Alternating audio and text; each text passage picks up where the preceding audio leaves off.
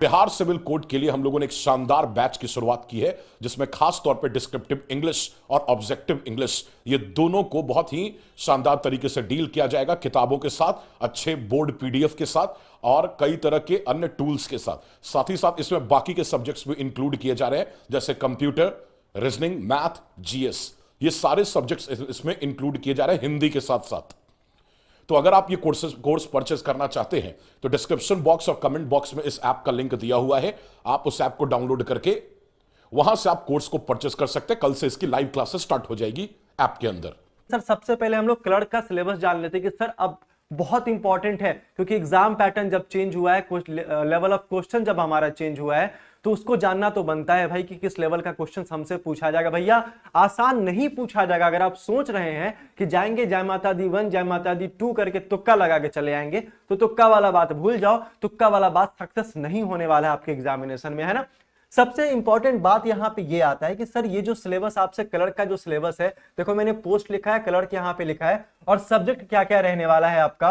ये English language और grammar आपका रहेगा, जो आपका 20 नंबर का रहने वाला है। हिंदी लैंग्वेज और ग्रामर जो रहेगा वो आपका 20 नंबर का रहने वाला है। टॉपिक वाइज भी हम लोग यहाँ पे डिस्कस करेंगे कि सर कौन से सब्जेक्ट में क्या क्या टॉपिक आपका इंपॉर्टेंट है और क्या क्या पढ़ना पड़ेगा, और पीटी और मेंस का सिलेबस क्या डिफरेंस से जा सकता है ना। अब यहाँ देखोगे सर जनरल नॉलेज और करंट अफेयर जो है आपसे वो 15 मार्क्स का पूछा जाएगा। मैथ्स आपसे पूछा जाएगा 10 नंबर का, और रीजनिंग आपसे पूछा जाएगा 10 नंबर का, कंप्यूटर साइंस आपसे 15 नंबर का, और टोटल जो नंबर है हमारे पास वो 90 नंबर का एग्जाम हमसे लिया जाएगा क्लर्क वाले में, है ना। बातें समझ में आ रही हैं। अब ये इंग्लिश लैंग्वेज एंड ग्रामर हो गया, English Hindi language and grammar हो गया, general knowledge and current affair, maths, reasoning और कंप्यूटर साइंस। भाई साहब अगर आपने क्वेश्चंस का लेवल नहीं देखा है तो जाकर देख लो, प्लेलिस्ट में पड़ा है। रीजनिंग का, इंग्लिश का और मैथ्स का क्या लेवल रह चुका है आपके एग्जामिनेशन में, उन्हीं लोगों का सिलेक्शन होगा ना, जो लोग अच्छे से तैयारी करके जा रहे हैं, जो लोग टॉपिक वाइज पढ़ के जा रहे हैं, जो लोग टाइप्स ऑफ क्वेश्चंस देख के जा रहे हैं, उन्हीं लोगों का सिलेक्शन होने वाला है। बाकी माथा पीट के रह जाओगे, सिलेक्शन नहीं होगा। और पढ़ना तो पड़ेगा, पढ़ना तो पड़ेगा भाई, ठीक है। चलिए दूसरा, अगर हम लोग यहां पे बात करें, सर ये क्लर्क का सिलेबस हो गया है। दूसरा, सबसे पहले हम लोग बात करेंगे रीजनिंग के बारे में। इसका पीडीएफ अगर आप लोगों को चाहिए तो टेलीग्राम चैनल ज्वाइन कर लीजिएगा। व्हाट्सएप ग्रुप पे भी हम आपको ये सारा का सारा इंफॉर्मेशन और पीडीएफ के तौर पे सेंड कर दिया करेंगे, है ना। देखो टेस्ट ऑफ रीजनिंग वर्बल और एनालिटिकल टाइप आपसे पूछेगा। सिटिंग अरेंजमेंट का क्वेश्चन इस बार 5 नंबर का पूछा गया था भैया। ब्लड रिलेशन नहीं पूछा गया था, लेकिन ब्लड रिलेशन है आपका। Sitting arrangement, blood relation, circular sitting arrangement, मतलब दो तरीके के सिटिंग अरेंजमेंट आपसे पूछे जाएंगे। खैर इस बार जो क्वेश्चन पूछा गया था वो आपके एसएससी वाले में भी क्वेश्चन ऐसा आज तक नहीं पूछा गया है, डिग्री वाला सवाल था, ठीक है।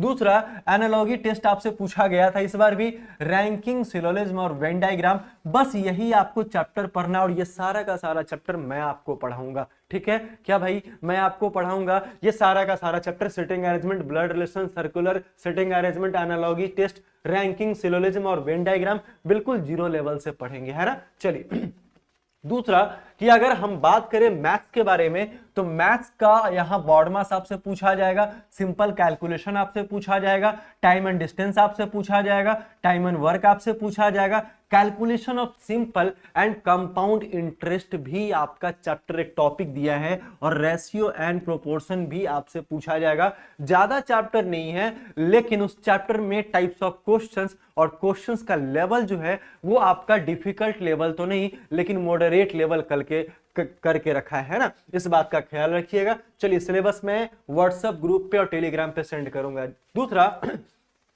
इंग्लिश लैंग्वेज और ग्रामर के बारे में बात कर लें तो लेटर राइटिंग, एसे, प्रेसी और आपका कंप्रीहेंशन और वोकैब आपसे पूछा जाएगा। आपका क्या है, क्लर्क वाले में है, लेकिन रीडर वाला का जो पीटी का एग्जाम हुआ था आपका, उसके एग्जाम का इंग्लिश और हिंदी का लेवल आप लोगों ने देखा है।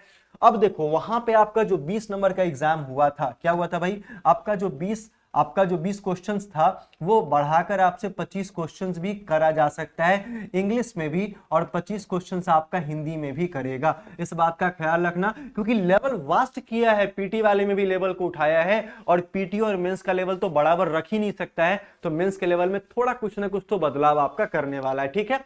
तो ये इंग्लिश में, जिसमें आपको एसे और प्रेसी और लेटर राइटिंग सही लिखा होना चाहिए आपके कॉपी में, या आपको लिखना आना चाहिए, है ना। चलिए, बिहार सिविल कोड के लिए हम लोगों ने एक शानदार बैच की शुरुआत की है, जिसमें खास तौर पे डिस्क्रिप्टिव इंग्लिश और ऑब्जेक्टिव इंग्लिश, ये दोनों को बहुत ही शानदार तरीके से डील किया जाएगा, किताबों के साथ, अच्छे बोर्ड पीडीएफ के साथ और कई तरह के अन्य टूल्स के साथ ही साथ इसमें बाकी के सब्जेक्ट्स भी इंक्लूड किए जा रहे हैं, जैसे कंप्यूटर, रीजनिंग, मैथ, जीएस, ये सारे सब्जेक्ट्स इसमें इंक्लूड किए जा रहे हैं हिंदी के साथ साथ।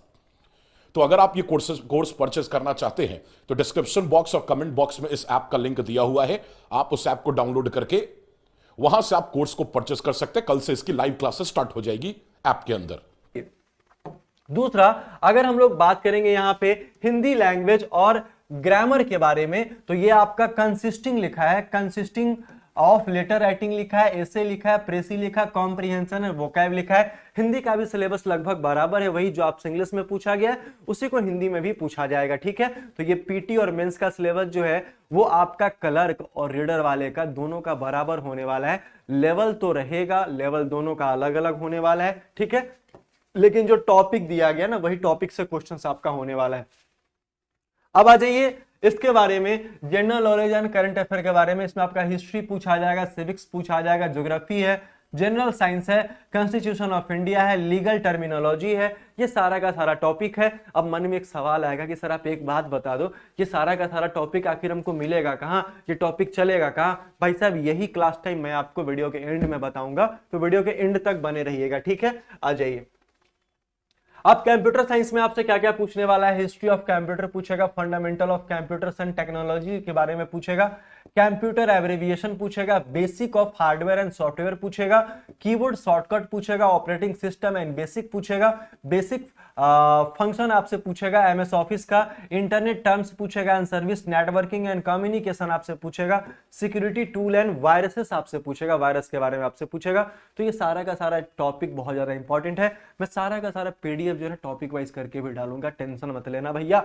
शुरू से अभी तक खड़े हैं तो अंत तक खड़े रहेंगे आप लोगों के साथ, इस बात की गारंटी है ना। चलिए आगे चलते हैं। आगे जो हमारा प्यून का सिलेबस होने वाला है, प्यून में भैया सिंगल एग्जाम है, ध्यान से सुन लो, जिसमें हिंदी आपका 35 नंबर का, इंग्लिश आपका 15 नंबर का, मैथ्स आपका 35 नंबर का और टोटल आपका 85 नंबर का प्यून आपसे पूछा जाएगा और 15 नंबर का इंटरव्यू वगैरह उसमें रखा गया है। मैं बात प्यून की कर रहा हूं, ठीक है।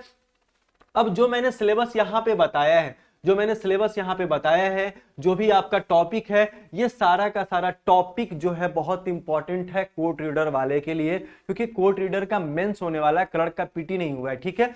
अब देखो यहाँ पे कि ये जो टॉपिक इंपॉर्टेंट है रीडर वाले में, वो इंग्लिश लैंग्वेज एंड ग्रामर का टॉपिक, ये टॉपिक पूछा जाएगा, लिख के रख लो।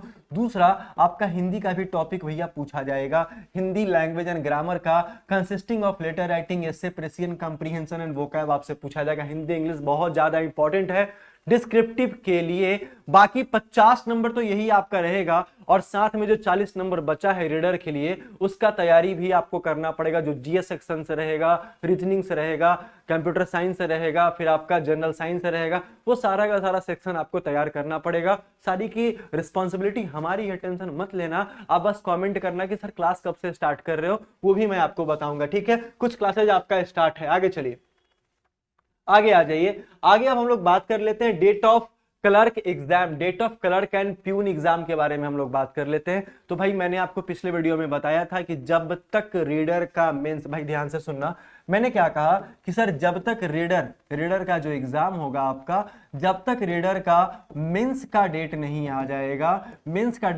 जाएगा, तब तक क्लर्क और प्यून कभी भी सिविल कोर्ट नहीं लेगा, क्योंकि सिविल कोर्ट के पास इतना मैन पावर नहीं है कि वो एक बार में सारे सेंटर को अरेंज करा दे, सब कुछ अरेंज करा दे, है ना। तो ये थोड़ा सा टाइम लग सकता है। अब मेंस के हो सकता है कि 1 मंथ बाद इसका डेट रखे, क्योंकि भैया 1 मंथ का 1 महीने का तो समय देगा, 1 महीने का तो समय देगा, 1 से 1.5 महीने का समय देने वाला है कि जब भी आपका क्लर्क और प्यून का एग्जाम होगा तो 1 से 1.5 महीने पहले आपको इन्फॉर्म करेगा। अब आप उस 1 से 1.5 महीने में तैयारी नहीं कर पाओगे, ये बात लिख के रख लो और एकदम दृढ़ संकल्प कर लो भैया कि मैं जो बात कह रहा हूं ये ब्रह्मा का लकीर नहीं, कुणाल गुरु का लकीर है ना, ये एकदम कंफर्म कर लो। तो मेंस का जब भी आपका डेट देगा उसके ठीक डेट के बाद आपका एग्जाम लेने के बाद 1 से 1.5 महीना का समय लेगा। अभी जस्ट 17 दिसंबर को एग्जाम हुआ है आपका, किसका? स्टेनो का एग्जाम हुआ है। किसका एग्जाम हुआ है? स्टेनो और रीडर का एग्जाम हुआ है भैया, रीडर का एग्जाम हुआ है। तो ये जब एग्जाम हुआ है तो 17 के बाद हो सकता है कि 15-20 दिन के बाद इसका मेंस लेगा, उसका भी तैयारी करना पड़ेगा, ठीक है। दूसरा, और उसके ठीक 1 महीने बाद क्लर्क और प्यून का आपका एग्जाम लेने वाला है।